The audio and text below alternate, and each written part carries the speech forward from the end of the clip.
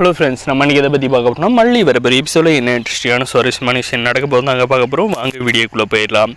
நம்மளுடைய மல்லி பார்த்திங்கன்னா தாலி சேர வேண்டிய இடத்துலேயே சேர்ந்துருச்சு. கடவுளே, இது விதியோட விளையாட்டாக நான் என்னன்னு நினைக்கிறது, என்னுடைய கழுத்து வெறுமையாக இருக்கேன், என் வாழ்க்கை வெறுமையாக போயிடுமா அப்படின்ற மாதிரியெல்லாம் பார்த்திங்கன்னா ரொம்பவுமே ஃபீல் பண்ணி அழுதுகிட்டு இருக்காங்க. ஆனால் பார்த்திங்கன்னா நம்முடைய நாகும் அந்த நேரத்தில் என்ன சொல்கிறேன்னு பார்த்தீங்கன்னா, மல்லி உனக்கு பிடிச்சிருந்தா டக்குன்னு அதை செஞ்சிரு, தேவையில்லாத உன் அண்ணனுக்கு பிடிச்சிருக்கு, அதனால தான் அந்த நிச்சயத்துக்கு ஒத்துக்கிட்டேன் அப்படின்ற மாதிரி எல்லாம் நீ பண்ணிகிட்டு இருக்காத. உனக்கு பிடிச்சிருக்குன்னா விஜய்கிட்ட டைரெக்டாக போயிட்டு உன் வாழ்க்கை உன் கையில் தான் இருக்குது, யாரும் தடுத்து நிறுத்துறதில்ல. உன் அண்ணன் எப்போயா இருந்தாலும் உன் கண்டிப்பாக உன் கூட பேச தான் போகிறான்.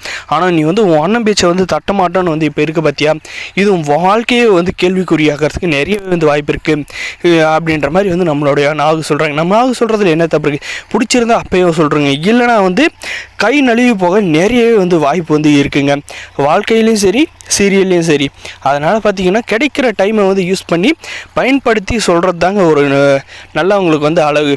இதுக்கப்புறம் பார்த்திங்கன்னா நம்முடைய நாகு எப்படி இந்த கல்யாணத்தை நிப்பாட்டலாம் அப்படின்றத யோசிச்சு நம்முடைய அரவிந்துக்கும் மல்லிக்கு நடக்க போகிற கல்யாணத்தை அவங்களாம் யோசிச்சு நிப்பாட்டினா மட்டும்தான் இந்த கல்யாணம் நிற்க. இல்லைனா கண்டிப்பாக நம்மளுடைய மல்லி பார்த்திங்கன்னா எப்போ பார்த்தாலும் அழுதுகிட்டே இருக்காங்களே தவிர மற்றபடி எந்த ஒரு ஸ்டெப்பும் எடுக்க மாட்டாங்க.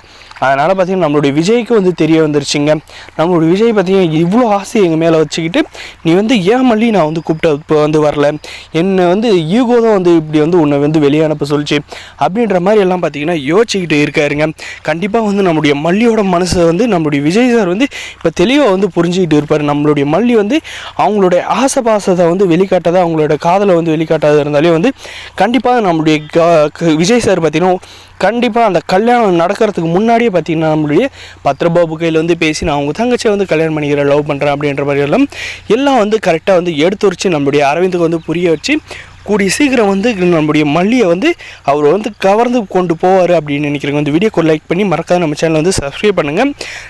எதுக்கெல்லாம் பார்த்திங்கன்னா அடித்தளில் நம்முடைய நாகு தாங்க, அவங்க தாங்க ரொம்ப கஷ்டப்படுறாங்க. எப்படி பார்த்தாலும் எப்படியாவது மல்லியை வசதியாக வாழ வைக்கணும் அப்படின்றதுக்காக ரொம்ப கஷ்டப்படுறாங்க. ஆனால் பார்த்திங்கன்னா நம்மளுடைய மல்லிக்கும் விஜய்க்கு தடியாக இருக்கிறதே பார்த்திங்கன்னா அவங்களுடைய ஈகோவும், அதே சமயம் இவங்க ரெண்டு பேரும் பிரிக்கணும் அப்படின்னு நினைக்கிறேன்.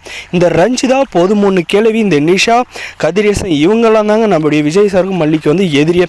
நம்முடைய வெண்பா குட்டி பார்த்திங்கன்னா மல்லின்னு உயிரை விட்டுட்டு இருக்காங்க. கூடிய சீக்கிரம் பார்த்திங்கன்னா நம்முடைய வெண்பா ஆசைப்படுற மாதிரி பார்த்திங்கன்னா நம்முடைய மல்லி நம்மளுடைய விஜய் சாரை கல்யாணம் பண்ணிட்டு நம்மளுடைய வெண்பாவுக்கு கூடிய சீக்கிரம் அம்மா ஆக போகிறாங்க. இதுதாங்க வரப்போகிற எபிசோடில் எல்லாம் கொண்டு போகிறாங்க. இந்த வீடியோ பிடிச்சதை லைக் பண்ணுங்கள், மறக்காத நம்ம சேனலை சப்ஸ்கிரைப் பண்ணுங்கள். தேங்க்ஸ் ஃபார் வாட்சிங்.